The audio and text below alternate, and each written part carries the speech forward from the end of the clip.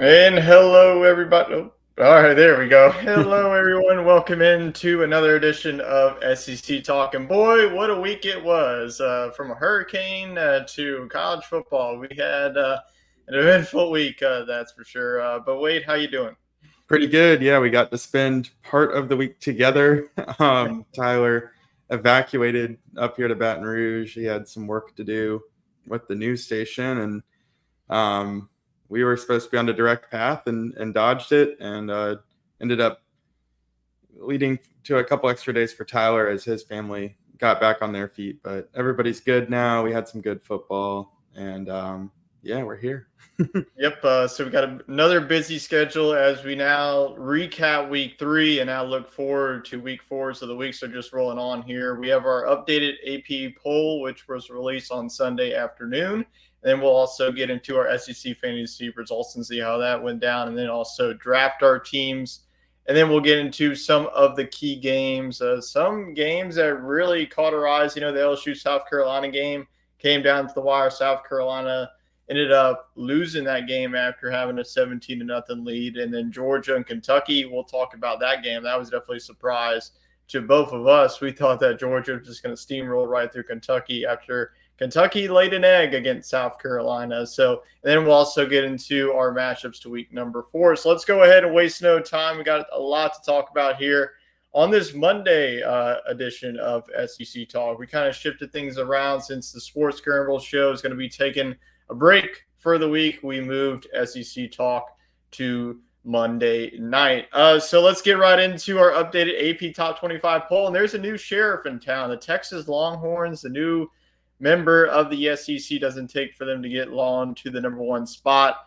Not surprising to see after a dominating performance against UTSA and Georgia, struggled in Lexington. So you see a flip-flop of Texas and Georgia. So Georgia, you see there being the number 2 team in the land. Number 4, Alabama gets a big victory on the road in Madison, Wisconsin, but doesn't move, so they stay at number 4. Same with Ole Miss. They stay at number 5 after beating down Wake Forest on the CW network. Having to have a top 5 team play on the CW network is just sinful, but whatever. It's just how bad Wake Forest is. But number 6, Tennessee, they jumped Missouri after Missouri struggled with number 24, BC this past weekend. So you see a flip-flop with Tennessee at 6, Missouri at 7. And then you see the same teams at 15 and 16 with Oklahoma getting a huge victory against Tulane. And then LSU with a big victory, comeback victory, that is, against South Carolina. And then you see a new team, number 25, Texas A&M, after going on the road to the Swamp. So what's your overall thoughts on this week's AP Top 25 poll? Yeah, I can't argue against it. I think that everybody's nicely represented at Texas A&M. I mean, they only have one loss. It's to Notre Dame. Can't really fault them. So we're kind of right back where we started as far as the teams that are in the poll. Pretty much. What's going on, Toaster? Hope you're having a good Monday so far. I see you in the chat. And as like Toaster is leaving his comments, you have any questions pertaining to it? Honestly, we'll even take your fantasy football questions because I know there's a lot of injuries that we're not multitasking.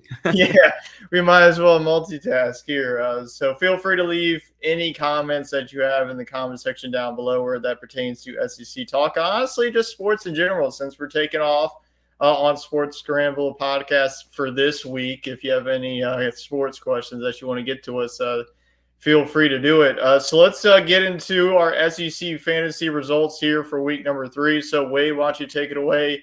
I know that you're disappointed once again with your defense, so just take us through the numbers of your team this week.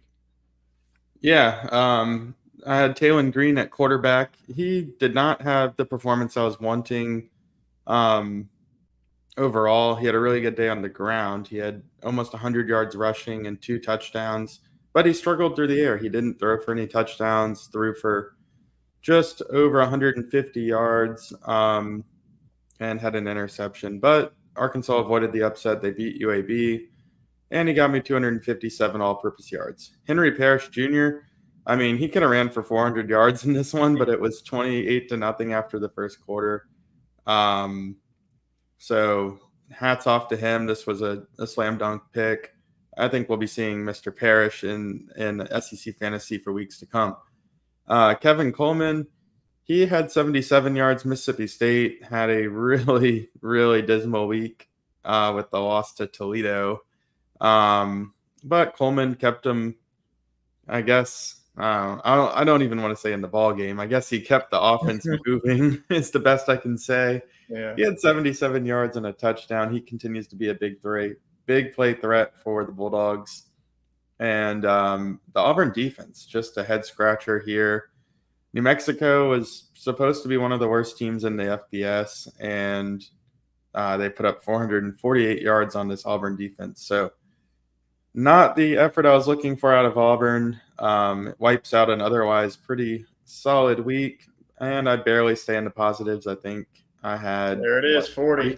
Yeah, 40. 40 total yards. Honestly, if it wasn't for the Auburn defense, this would have been a fantastic performance. I mean, Taylor Green, looking at his stats, he had 160 yards passing, not the passing that you're looking for, but he's a dual threat quarterback. So you got that. And then Henry Parrish, like you mentioned, had a good day on the ground. And then a couple more receiving yard stats, his 154-yard total. And then Kevin Coleman, yeah, we'll talk about Mississippi State throughout the show. That was an abysmal performance. I mean, you saw it coming.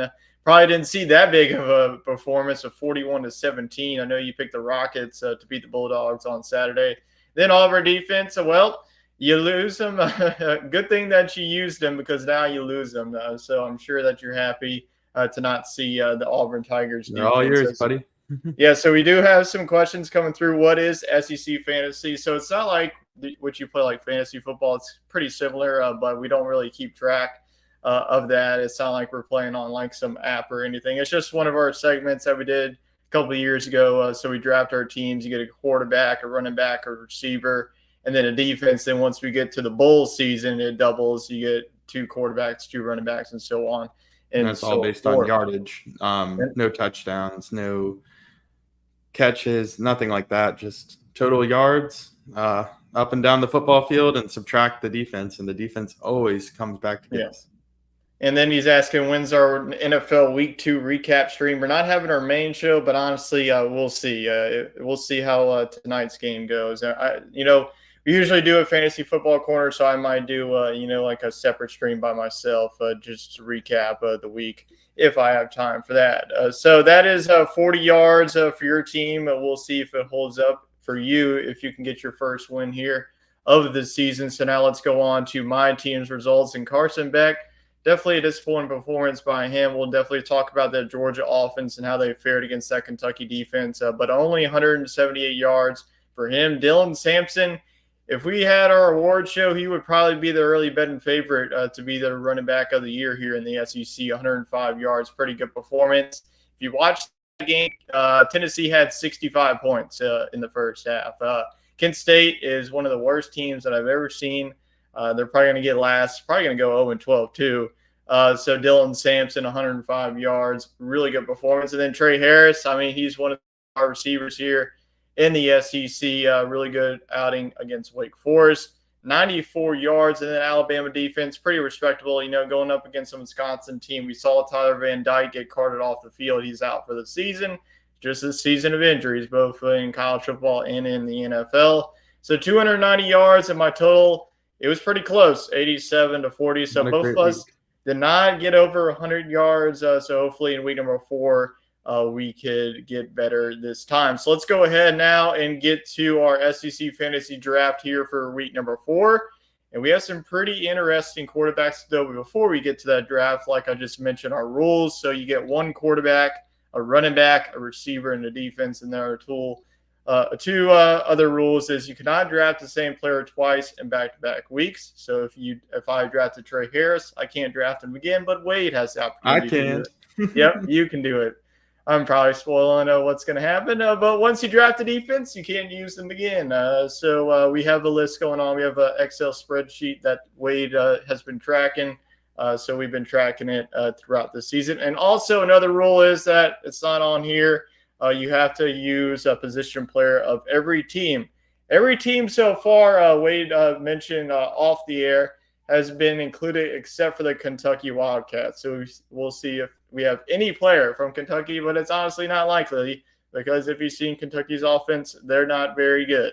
All right, let's get into our draft here with the quarterback. You're going with Garrett Nussmeier against UCLA. Now, UCLA beat LSU 3 years ago now and back in 2021. And then I'm going to go with Arch Manning. It's sounding likely that Quinn Ewers isn't playing against Louisiana Monroe. So the talented 5-star from New Orleans gets the go for me. But how you liking your chances with Garrett Nussmeier going up against UCLA defense that just gave up 42 to Indiana? Yeah, exactly. 42 points, 4 passing touchdowns. LSU kind of found a little bit of rhythm in the run game late against South Carolina, but this is still a pass-first team at the moment. And I think Nussmeier has another big game. I mean, UCLA is not going to be able to stop him. This team doesn't have Thomas Robinson anymore. I mean, this team is just a shell of what it was, and I think LSU is going to put up a lot of points. And I think the defense could find themselves some confidence in this one as well. So I look for Nussmeier to have. I'm going to give him the 4 passing touchdowns, and yardage-wise, I think he'll clear the 300 mark for the Tigers. And Toaster, to answer your question, our mainstream usually happens around 7:30 at this time, but since our host is on vacation, we decided to take the week off. So our main show, our Sports Scramble show, should be back next Monday if you wanted to tune into that, where we talk about all of the college football and all the NFL news going on. Arch Manning, like I just mentioned, Quinn Ewers is sounding like he's not playing. And if you saw Arch Manning in the second half, you saw his potential. I think that Texas, once Quinn Ewers is gone to the NFL, they're going to be A-OK with Mr. Arch Manning, a lot of talent. I mean, you saw him bust a 70-yard rushing touchdown. You don't ever see that movement from Amanda, nor Eli or Peyton. So, honestly, this is like, when are we ever going to see him in SEC fantasy? So I saw this as opportunity to have Arch Manning here on this show. So let's go on now to the running backs. You're going to go with a new guy, a new face that we haven't seen here. He's a transfer. These are actually 2 transfers. Nate Noel coming from App State from Missouri. And then Jaquindon Jackson, he had a big game against UAB. Back-to-back weeks where he had 140 rushing yards. Gets a good matchup against Auburn. So how do you like Noel's matchup against the Vanderbilt Commodores? We just praised Vanderbilt last week, but there they go again, losing to Georgia State. Yeah, Vanderbilt's back in the doghouse. So I'm going to pick on him this week with Nate Noel. He came over from Appalachian State, I believe, and has had a really good year. I mean, look who he's filling in for. It's Cody Schrader. And Cody Schrader was the most productive running back Missouri's had. And, it's a big role for him to fill. And I think he's doing a really good job. He's consistently getting over 100 all-purpose yards. And I think he's doing exactly what this team needs. So I look for Nate Noel to have a good game. I think the passing game for Missouri will do well too. I think they'll get up early, and then I think Noel will close it out with the hammer. And to answer your question again, Toaster, 7:30, that is Central Time. So that's not Eastern. That's going to be Central Time for you. So I'm going to go with Jaquindon Jackson, like I just mentioned, coming off of 2 back-to-back weeks. He's just a bell cow back from Arkansas. You lose a guy like Raheem Rocket Sanders. He goes over to South Carolina. And you got some big shoes to fill, but really Jaquindon Jackson has really been a star for them. Arkansas really has been a team that's been relying on their running game, where it's between Taylor Green, their running back, or Jaquindon Jackson. And like I mentioned, Auburn defense that just gave up 449 yards of defense. Yeah, I like that matchup for the Hogs. I think that it's probably going to be a high-scoring shootout, both defenses that have been struggling to start off their season. Now let's go on to the pass catchers. You're going to go with a guy that just was mentioned, Trey Harris out of Ole Miss. Gets a good matchup against Georgia Southern. Georgia Southern is a good football team, 2-1, really high explosive offense. I just don't know how that offense is going to be able to keep up with Ole Miss. And hey, he's here. Luther Burden, one of the most talented wide receivers in the SEC. He is back here on one of our rosters. But I'm sure that you don't say too much about Trey Harris, because he could probably just show up and he can put up 100 receiving yards.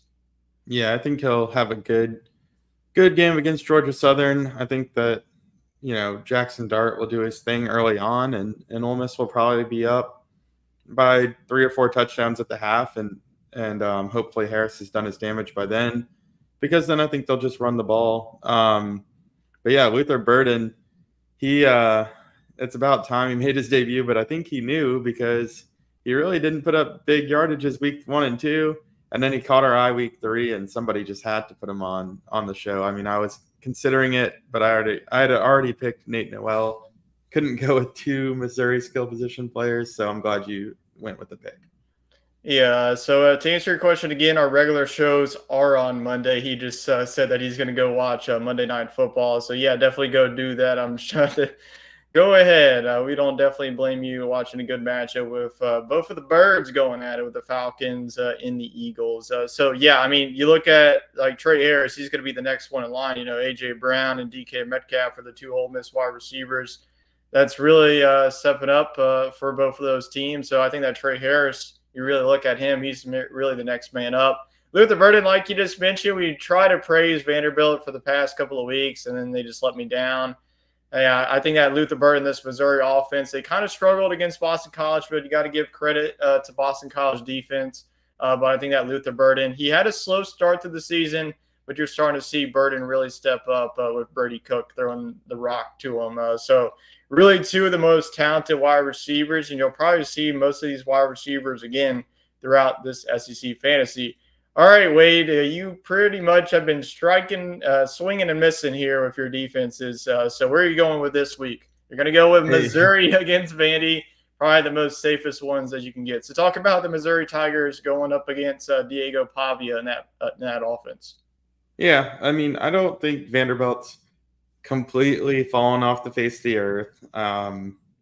But I do think that Missouri's defense is better than we gave them credit for. And even though sometimes Vanderbilt is efficient and puts some points up, they really haven't put up a ton of yards. So after having 450 hung on me, I decided I would like to minimize that risk. Almost went with Kentucky, but we saw a MAC team put up 500 all-purpose yards against an SEC team. So I decided to play it safe, and I'm going to go ahead and go with the number 7 team in the country. Yeah, I'm going to play it safe, but it is against a MAC school, but it's not the MAC school that you were thinking of. I thought about Texas A&M, but I saw Bowling Green's offense against Penn State. Honestly, that matchup could scare me. I could see Bowling Green give Texas A&M some trouble. But I'm going to go with a defense that really has been catching my eye throughout this season. It's been South Carolina. They really look good in the first half against LSU, and then LSU's offense really took over that game. Garrett Nussmeier was able to make some adjustments, and then we saw the freshman Caden Durham get stepped up. But against an Akron team that's been struggling, their offense isn't that good. I think South Carolina in a bounce-back game, I think that their defense, really their defensive line, I think is one of the best in the country. I think that they really improved on that front. So South Carolina's defense should give me some favorable numbers to keep me out of the negatives, hopefully going up against the Akron Zips. So those are 2 defenses, Missouri and South Carolina. So you won't be able to use Missouri again this season, and I won't be able to use the Gamecocks. Keep in mind, none of us have used the Texas defense so far this season, so we'll probably see them both in SEC play. So speaking of the Gamecocks, let's go ahead and get to that matchup. Number 16, LSU 36, South Carolina 33.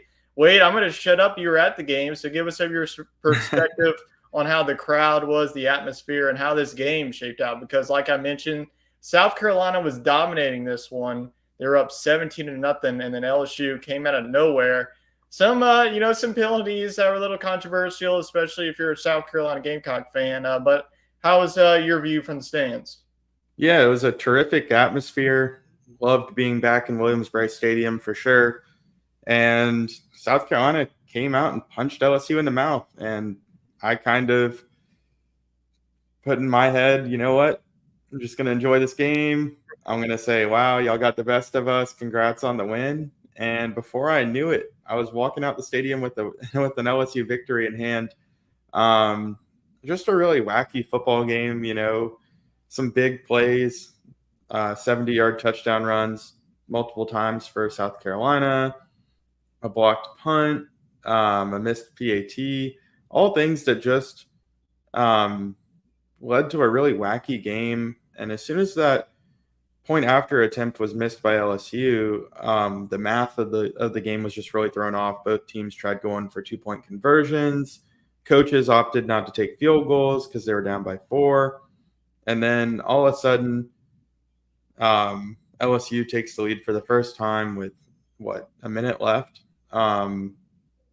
It just, I really couldn't believe it, but I knew LSU wasn't out of the woods because South Carolina marched right down to the 30-yard line and really inexplicably decided to just go for the field goal right then and there. I thought maybe they could try to get it a little closer for the kicker or take a shot, honestly. I mean, Yeah. I think they could have gone for the kill shot.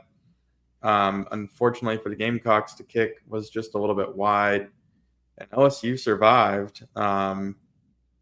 We look at the officiating.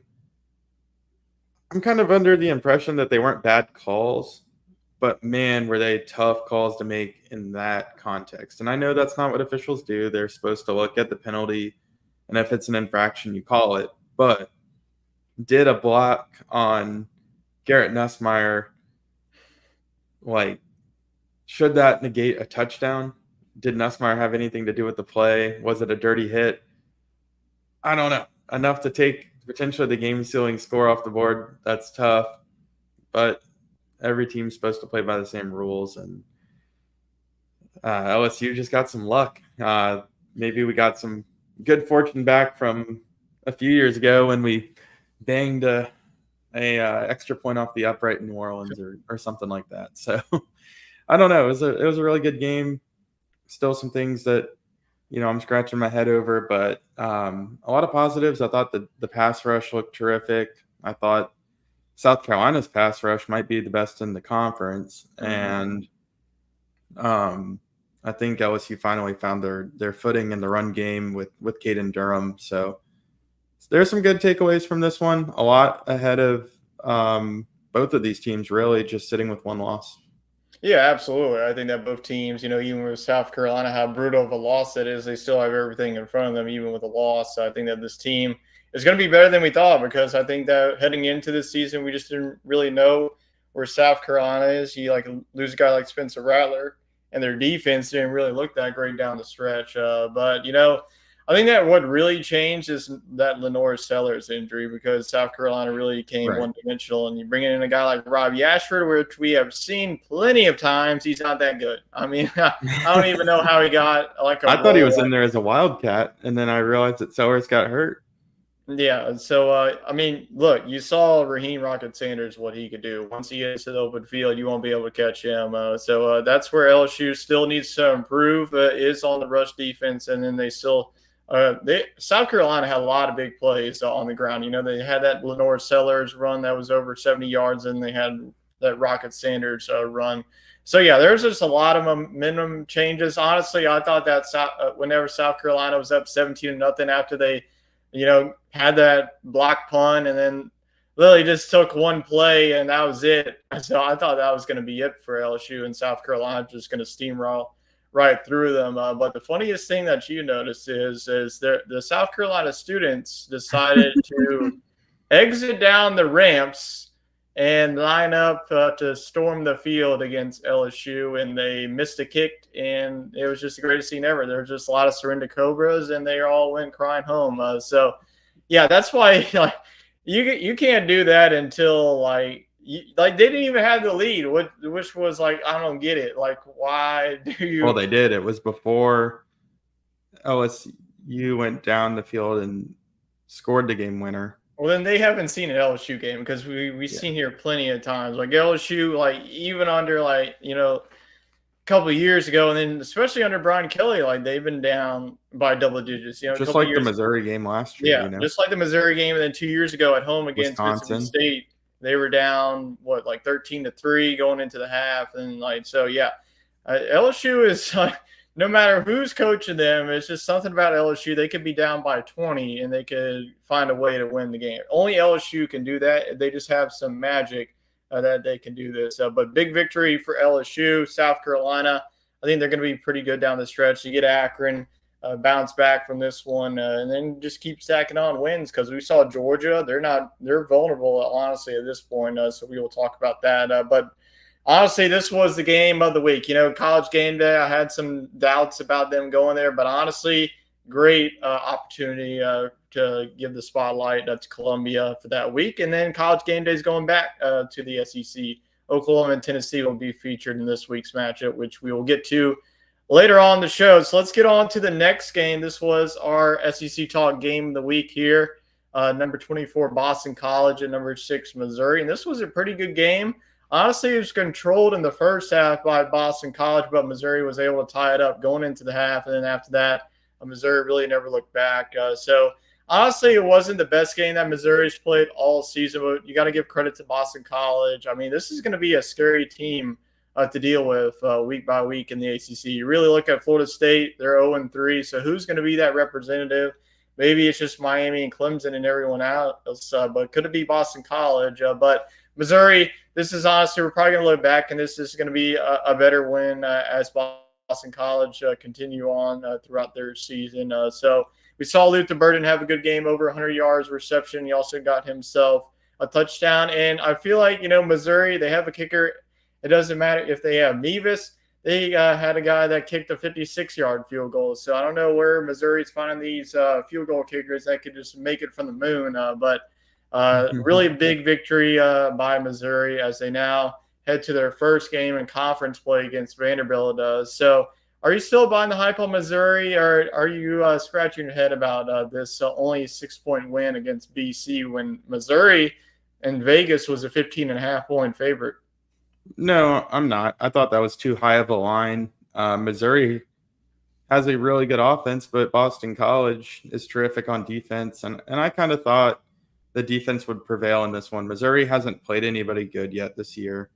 I think that this is the first time that both sides of their football team have faced resistance. Boston College is warmed up and ready to go. They've already played at Florida State. Then they played Georgia Tech, I think. And, they're ready to go and had some momentum coming into this game. So, no, I thought it was going to be a Boston College cover, pretty much exactly what it was. I mean, it was a 6-point victory. It was a good one for Missouri. I understand moving Tennessee up to number 6 just because they look to be just a very dominant team with the eye test. But Missouri did absolutely nothing wrong. They beat a ranked Power 5 opponent. And I think that this team's pretty good. They're going to have to step it up a little bit to beat the likes of Alabama and Texas A&M, and if they want to play some of these other top-ranked teams in the playoffs. But I think this team's in really good shape. Yeah, I agree with that. So let's move on to another conference game that we had. It was Texas A&M at Florida in the Swamp, and the Aggies came away with a 33-20 victory. We saw two different quarterbacks in this one. Graham Mertz coming off concussion protocol. He was back on the field, and he played like Graham Mertz. And then on the other side, a freshman that we have to talk about, Marcel Reed. Do you think after this performance that they bench Connor Weigman and go with the freshman from here on out?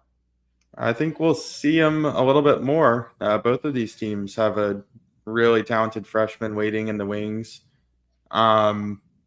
So, yeah, I wouldn't be surprised at all if either team made a quarterback change. For A&M, I mean, there's still everything to play for. Your only loss is to a top 25 team, top 15 team. You get to play spoiler against a few of the higher-ranked teams. And A&M's SEC schedule is really not that dangerous. It's very manageable. So, yeah, if they think they can go for it and they're that confident in Reed, absolutely. I think you have to, because this might be your best chance to win the SEC or sneak into the playoff for quite some time. The schedule really shakes out nicely. Yeah, I was really impressed with Marcel Reed. And honestly, Le'Veon Moss had himself a game. He wasn't featured on both our SEC fantasy teams, but he went in for a long time, over 100 yards and a couple of touchdowns that he got. So really impressive with Texas A&M on the road. Florida is just dead in the water.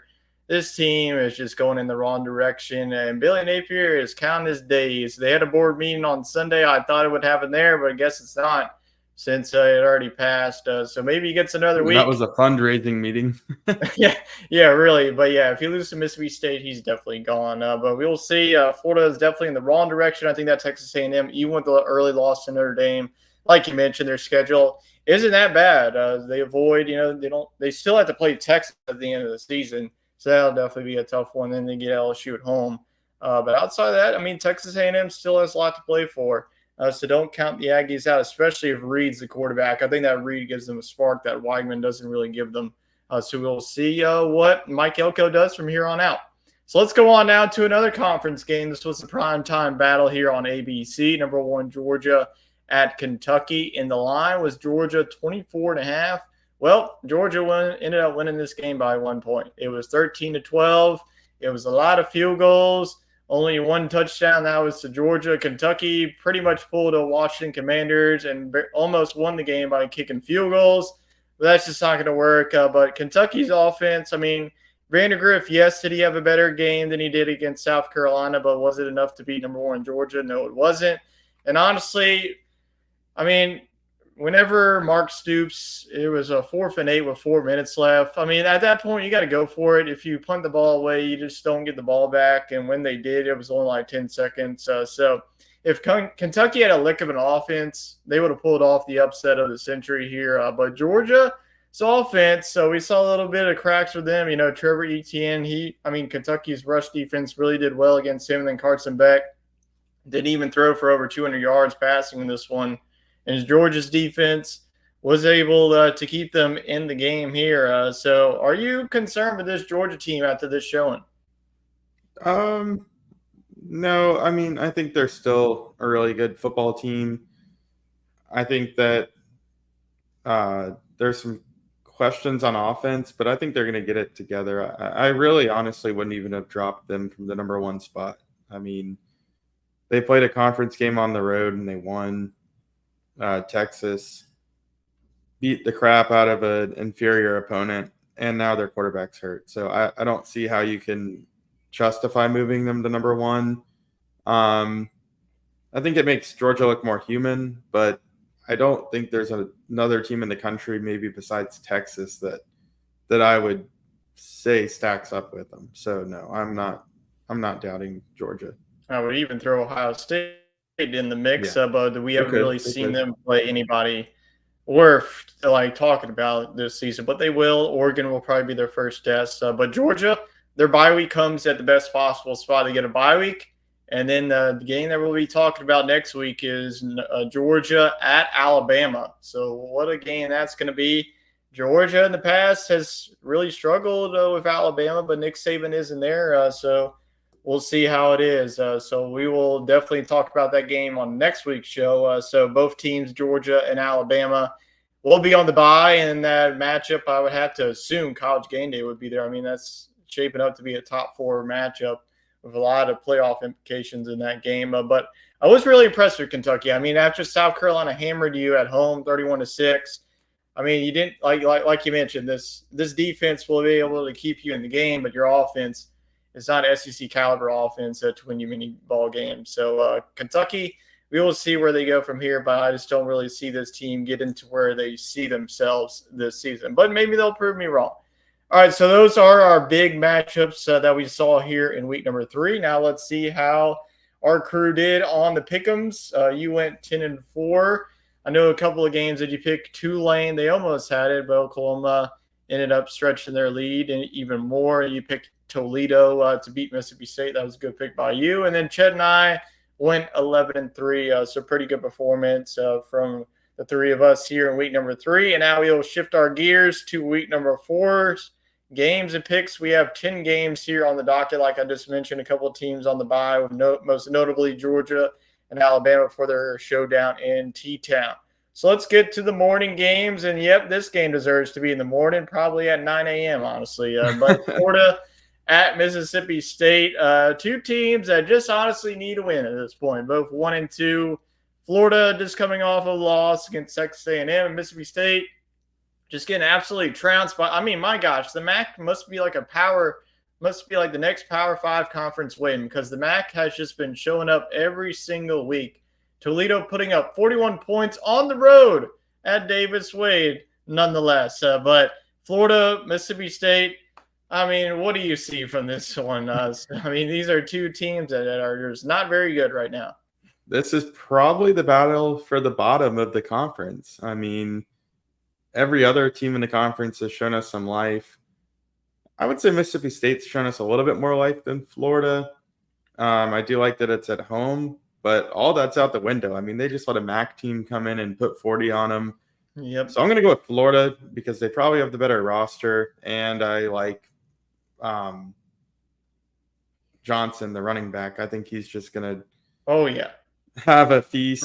I thought about picking him in SEC fantasy, but I don't Yeah. know.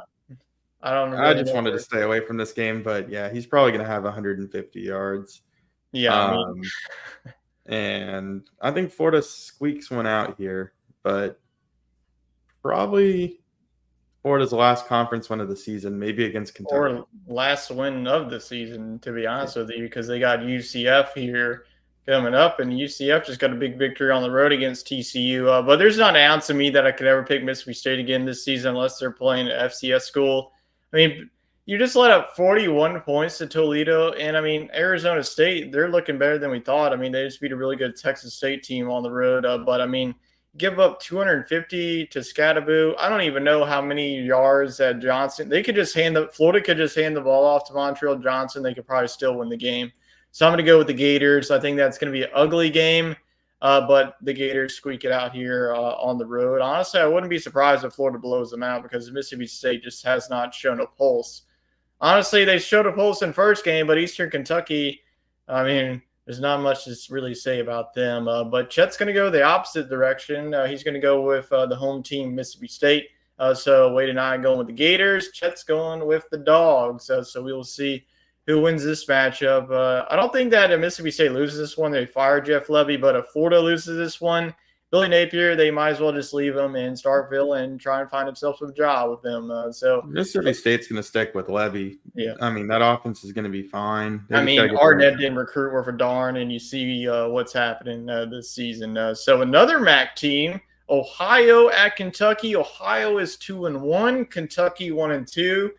Kentucky trying to bounce back after back-to-back losses to SEC opponents of Georgia and South Carolina. Do you see the bounce back for Big Blue here?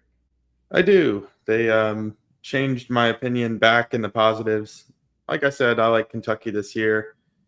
I mean, the South Carolina game was one we expected them to win, but there's still lots to play for Kentucky. And I think they get the win. Ohio's not as good as they are in years past, but I do think they'll put up some points and make it competitive. But give me Kentucky the win. I think it's going to be kind of ugly. It's going to be like 28-24.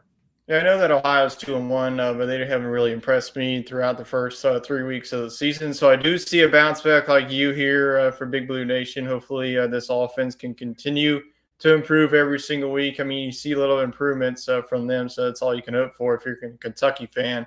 But we're all rolling with Kentucky in this one against the Bobcats out of Ohio. Let's move on now to the next matchup. Another conference game between two middle-of-the-road teams so far in the SEC, both one loss. Arkansas's one loss to a game that, honestly, they probably shouldn't have lost. They had that game won, but Oklahoma State's their lone loss. Auburn's lone loss was Cal. So Arkansas at Auburn. Who do you have in this one between the Hogs and the Tigers at Jordan Hare? Yeah, that's what I think. I think it's just one of those games where Auburn wins because it's at Jordan Hare. I mean, I think Arkansas has the way better offense at the moment, but that's just a tough road environment, and I think Auburn gets it done just barely.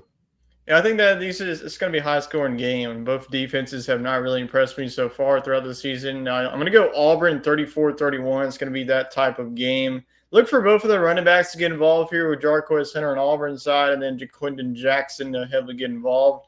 But Auburn's defense, they got to have a game plan with Taylor Green because Taylor Green can beat you. So I'm going to go with Auburn. Do I feel confident in that pick? Probably not. I mean, I wouldn't be shocked if Arkansas ends up pulling off this road win. But like you mentioned, I'm just going to go with the environment alone to pull Auburn away. Jet's going to go again in the opposite direction here in this SEC showdown, going with the Hogs. So both of us are going with the Tigers. Jet's calling the Hogs on the road in the Plains. So we'll see how that shakes out this week when we go to our scoreboard. So let's go on now to the next one, a Big Ten SEC one. This is at 2:40, actually, the kickoff. It's a weird kickoff time and afternoon there in Baton Rouge. But like I mentioned, we saw these two teams square off in the Rose Bowl. Did not go so well if you're an LSU fan. UCLA kicked the crap out of LSU. That's whenever Max Johnson was the quarterback. But UCLA, like we mentioned, not the UCLA team like in the past. I mean, they just get lost to Indiana at home, 42-13. So how do you see? I mean, you look at the point spread; it's 25.5 to LSU. So you see the Tigers covering that and winning in Death Valley. It seems like a really high point spread. But I mean, honestly, I think LSU does. I think they win this one 42-24. So that's a 28-point victory. Yeah, I think that LSU just outmatches UCLA here. UCLA just got beat up pretty bad against Indiana on, I think, at their home stadium. So this is going to be tough for them to travel. It's still going to be 95 degrees, and it's sandwiched in between two Big Ten games. So rough one here for UCLA. I think LSU gets it done against an LA team this time. Yeah, they're going to get some revenge factor. You still have a couple of players that went through that awful game in 2021 against UCLA. You know, Coach O's comment was Sissy Blue. I am really looking forward to the uniforms in this one. Yeah. Honestly, I hope that LSU does their purple-white. It'll look pretty crisp against UCLA's gold. Yeah, definitely. But I think that LSU, this is their statement game that they make. You know, you have a 3-game homestand. You know, you get UCLA at home. You get South Alabama next week, a South Alabama team. I know they just put up 87, but they're going to have to say that's not the South Alabama team that you thought that it's going to be. And then you get the bye, and then you get Ole Miss. So if LSU wants to turn this thing around, this is the way to do it before you have to go on the road back-to-back weeks of Arkansas and Texas A&M. So I think LSU gets a statement. I'm around your range of like a 42-28 type of game where LSU wins this one at home. It would be better if it was at night, but you know what? I think with the win against South Carolina, the fans will definitely show up and show out for this one. They're going to want blood for what UCLA did against LSU a couple of years back. And then Chet is going all Tigers this week. You went the Gamecocks against LSU, so sweep of the purple and gold this week against the Bruins. Let's move on to the next one, another SEC showdown here in Columbia. Vanderbilt at number 7, Missouri. Like I just mentioned, Vanderbilt, we talked them up, and then they lose to a team that doesn't even play in a football stadium. They play at the old Braves Stadium at Turner Field. So, yikes. Poor Vanderbilt. But you have to go on the road and hopefully bounce back against one of the high-powered teams in the SEC. So do you see the Doors bouncing back, or do you see Missouri continuing their undefeated ways? I see Missouri winning this one pretty convincingly. I think it's going to be like 35-7. Yep, I see the same. Vanderbilt's offense continues to disappoint me. Vanderbilt, I tried to keep you as positive as I could. Should have bought some Diego stock while we could, because now we got to play him later in the year. Well, go Diego, go. Didn't really perform well. I don't know. But yeah, this is all Missouri all day. I mean, you saw SEC fantasy. This probably gave it away. Wade went with Missouri's defense, and then their running back, and I went with Burden. So all rolling with the Tigers once again. MIZZOU for this one. So sorry, no anchoring down for us. So we'll see, though. Maybe Vanderbilt will surprise us. But our SEC talk game of the week is number 6, Tennessee at number 15, Oklahoma. We saw this matchup a couple years back when Oklahoma was back in the Big 12. Was a really good outing. That was whenever Alvin Kamara and Joshua Dobbs and Kyler Murray were on those teams. But now it's Nico. Not even going to try to pronounce his last name. He's just going to go by Nico. And then you have Dylan Sampson, Squirrel Wright, Oklahoma.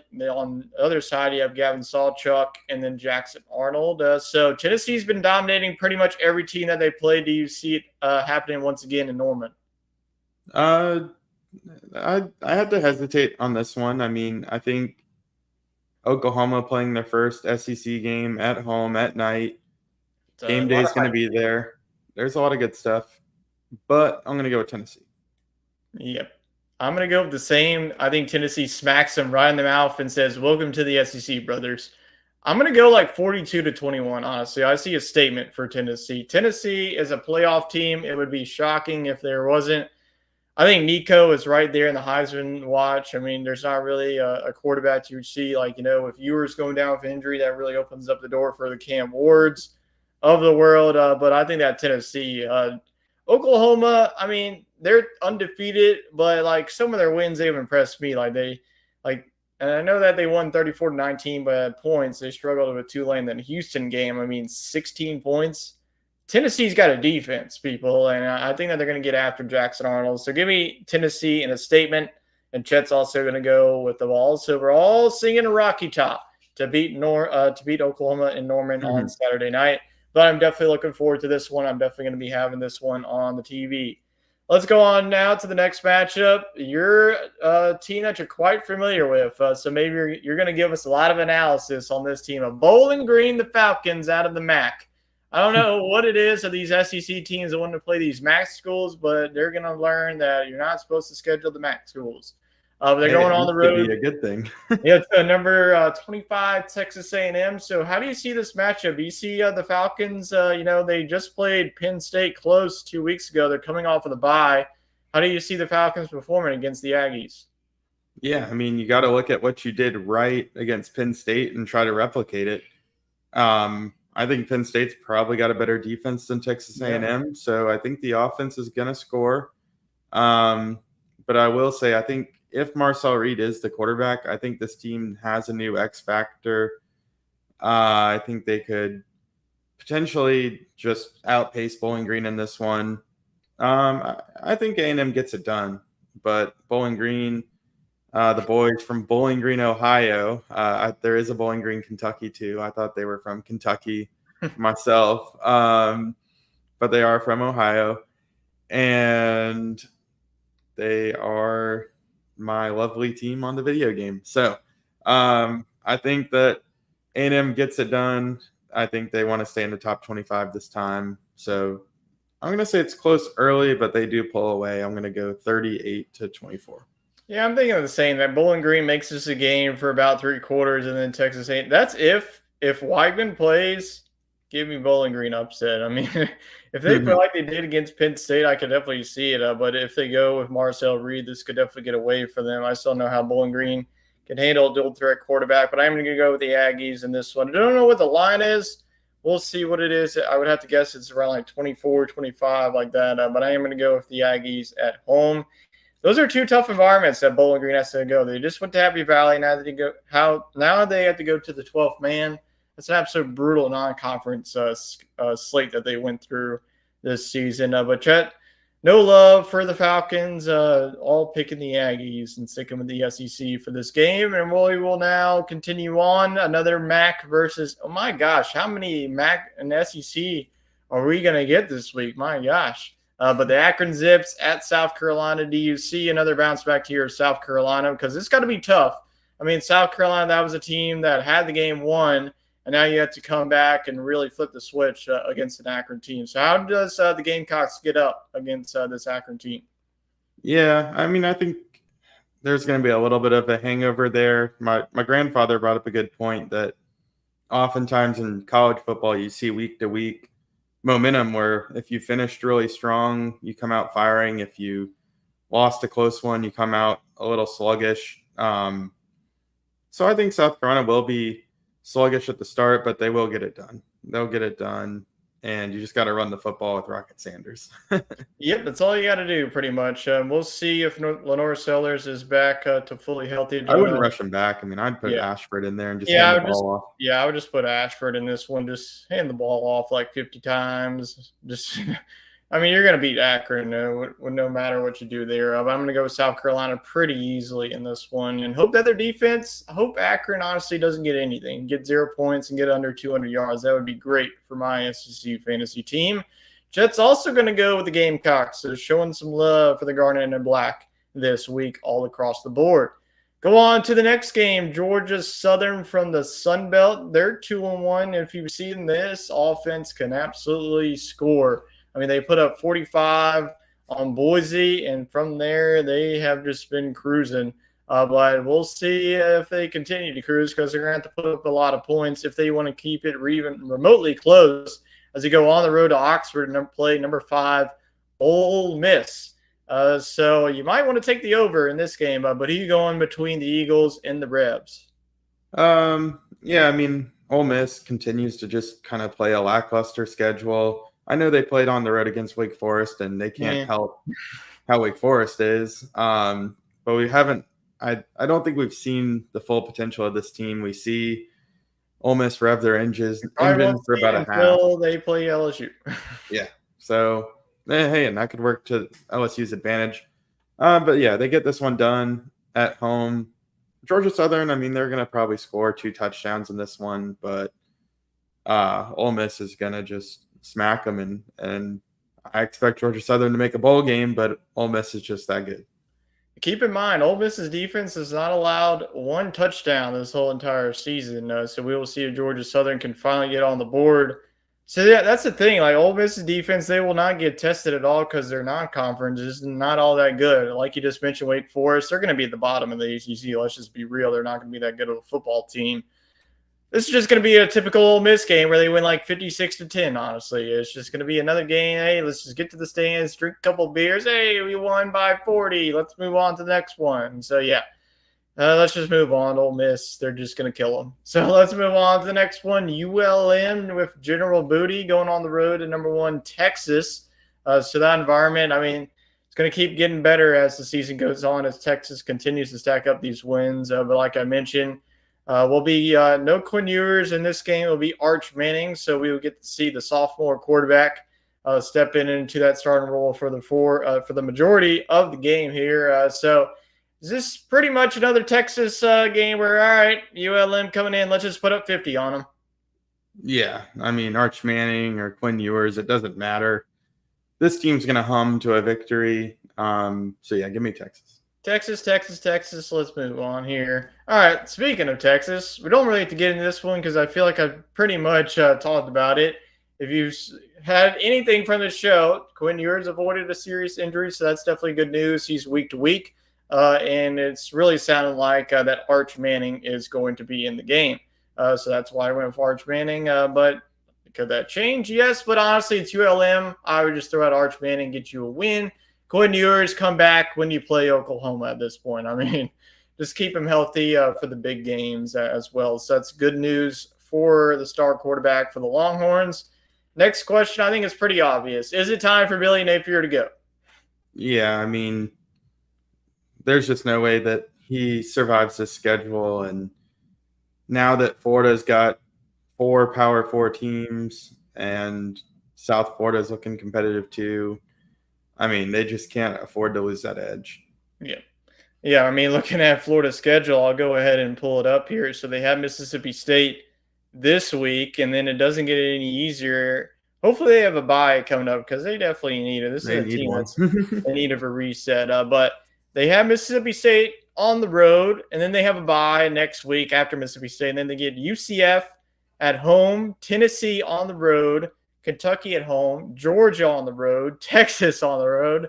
Well, I mean, Georgia's in Jacksonville, but come on. I mean, what Florida fan's going to show up at that point is pretty much going to be a Georgia home game. And then you get LSU at home, Ole Miss at home, and then Florida State. My gosh, that might be like a 3-9 versus 2-10 rivalry game. But yeah. On the CW.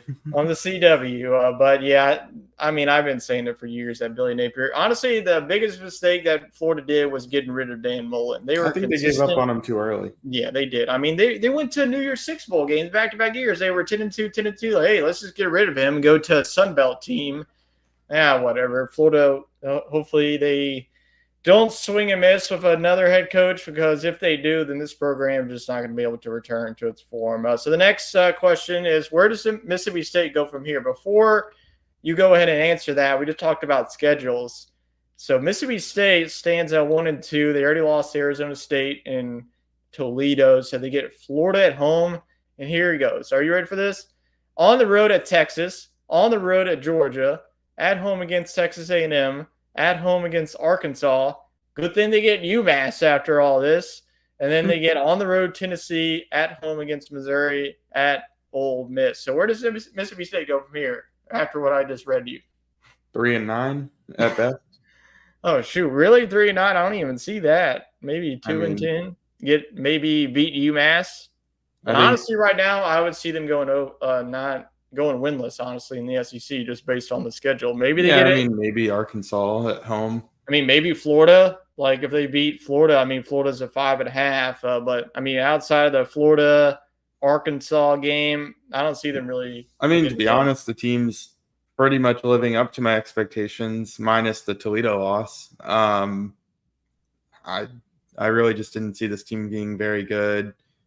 Uh, they had to go to the portal out of necessity to get shape in at quarterback because, like you said, Arnett just really left this roster in shambles, and they just needed guys to play, and that's okay. I think it's all a part of a longer plan. Um, I think that Levy's going to get his guys, and he's going to get a good offense in there. But it's not going to be this year. No. Yeah, and it's just a couple more recruiting cycles to get on that because the defense isn't what we're used to at Mississippi State. The offense is there, but Blake Shapen ain't going to be the guy. I mean, he wasn't able to do it at Baylor. He He's won't be just able a to do. bridge guy. Yeah, he's just 1 year, get it over the hump, get a guy either for another transfer portal, get one of your recruits, and just go from there because it's not going to be pretty in year number one. We literally just went through their schedule. Coming up, they have to go on the road to back. I mean, you get number one, number two, both on the road, Georgia, Texas. So that's brutal. Yeah. I mean, we talk about Florida's schedule being brutal. I think Mississippi State's right up there being one of the harder Honestly, schedules. I would save my team's health and just send my backups to one of those games. I mean, to have your starters get hit 2 weeks in a row like that, oh my gosh. Yeah, well, we'll see where Mississippi State goes from here, but it doesn't look pretty here in year number one. But we do say that the future is still bright if, give a couple of recruiting cycles. I think Jeff Levy, his offense wherever he goes has really been good. So you just have to figure it out on that on both sides of the ball, honestly, because both sides of the ball hasn't really looked good. The Because defense is what's been concerning to me. I mean, giving up 41 to Toledo, that's just embarrassing. I mean, giving up like over 260 yards of rushing to Arizona State, not a good look, and it's only going to get worse because you're going to face better offenses in the SEC. So Mississippi State not looking too good here in week number one. Let's close out hot topics. Which SEC team won the week here in week number 3? I don't know. I don't want to give it to a team that lost because I don't think you can lose and win the week. So I don't know. I want to hear your answer first. I'm going to go with Texas A&M. I think that I picked Florida in that one. I think I kind of left Texas A&M with the dead. But I think that Texas A&M won the week because they finally found their quarterback that they can really take them to the next level because I really believe in their defense. Their defense is one of the best in the SEC. So I think that they really just need a guy because Connor Weidman, you saw in the Notre Dame game, he didn't really play that well. And you bring in a guy like Marcel Reed, he's a dual threat quarterback. It's just the modern day of football and bringing in a dual threat quarterback. And if Le'Veon Moss, one of the more talented running backs, you put him in there. So I know that Florida's not a good team. That's a tough environment to walk in and win. And you dominated them for 4 quarters. Wasn't even close. So give me Texas A&M being my winners of the week. I think that A&M moving forward with Marcel Reed being the guy, I think that A&M will be a tough out no matter where they're playing. Yeah, I think that's a good pick. I'll give it to Missouri for the top 25 win. I think just for this team, just confirming what we kind of already figured, that they're going to be a force to be reckoned with, that they were able to play some defense against a dual threat quarterback. So I'm going to go with Missouri, even though they got jumped in the polls. All right, that is our hot topics. I'm going to go through. Where is Bowling Green from? Wade, you already mentioned that. Bowling Green, Ohio. Yes, Wade, you answer that. The only way that he knows that is he's playing rhythm right now in EA Sports College Football 25. That season is ending, and we will now move on to week 2. So we appreciate everybody tuning in to today's show. Next week's show, we'll probably be moving back to our regular time on Sunday night. And then our main show, our Sports Girl podcast show, will be back on Monday night. And then college football coast to coast. Tune into that later in the week. Jacob and I will be recording that. Should be having it out on Friday night. That's more out of the conference of the SEC. But that is it for week 4's edition of SEC Talk. Tune in next week as we'll recap week 4's action and look ahead to week 5. As we keep on having more conference games and finishing up of our out of conference. Thank God, because I'm so sick of talking more like we've been like the MAC talk for the past couple of weeks. I'm ready for 8 matchups at most per week. Yes. And a couple teams on buys. Yep, absolutely. Yeah, but we appreciate everybody for tuning in. Hope everybody enjoys the rest of your week, and we'll see you here right here on SEC Talk.